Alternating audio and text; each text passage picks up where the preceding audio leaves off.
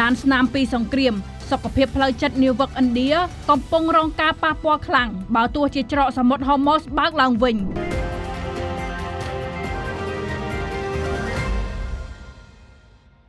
ខណៈពេលដែលច្រកសមុទ្រ Hormuz ដែលជាសរសៃឈាមសេដ្ឋកិច្ចពិភពលោកកំពុងត្រៀមបើកដំណើរការឡើងវិញជាផ្នែកនៅថ្ងៃសុក្រនេះនាវិកដែលបានរស់រានមានជីវិតពីរយៈពេល75ថ្ងៃនៃសង្គ្រាមបានកំពុងប្រឈមមុខនឹងផលវិបាកផ្លូវចិត្តយ៉ាងធ្ងន់ធ្ងរប្រធាននាវិកជនជាតិឥណ្ឌាបានរំលឹកពីបទពិសោធន៍ដ៏រន្ធត់កាលពីចុងខែកុម្ភៈនៅពេលដែលកប៉ាល់ដឹកប្រេងរបស់លោកត្រូវបានជាប់គាំងនៅភាគខាងជើងនៃច្រកសមុទ្រ Hormuzស្របពេលដែលមីស៊ីលហោះហើរពាសពេញផ្ទៃមេឃយើងជាប់គាំងនៅក្នុងតំបន់សង្គ្រាមហើយគ្រប់គ្នាសុទ្ធតែភ័យខ្លាចយើងអស់សង្ឃឹមទាំងស្រុងនេះជាការរៀបរាប់របស់ប្រធាននាវិកជនជាតិឥណ្ឌាលោកបានចំណាយពេល75ថ្ងៃដោយព្យាយាមលួងលោមនិងលើកទឹកចិត្តកូននាវិក25នាក់របស់លោកប៉ុន្តែសុខភាពផ្លូវចិត្តរបស់ពួកគេនៅតែរងផលប៉ះពាល់យ៉ាងខ្លាំងសេចក្តីរាយការណ៍ពីអង្គការសមុទ្រអន្តរជាតិបានបញ្ជាក់ថាមានការវាយប្រហារចំនួន46លើកទៅលើនាវាដឹកទំនិញអន្តរជាតិចាប់តាំងពីចំនួនបានផ្ទុះឡើងដោយបានសម្លាប់នាវិក14នាក់ថ្មីនេះនាវា MT Setabelo ក៏ត្រូវបានកងកម្លាំងអាមេរិកវាយប្រហារនៅឆ្នេរសមុទ្រអូម៉ង់កាលពីថ្ងៃ10ខែមិថុនា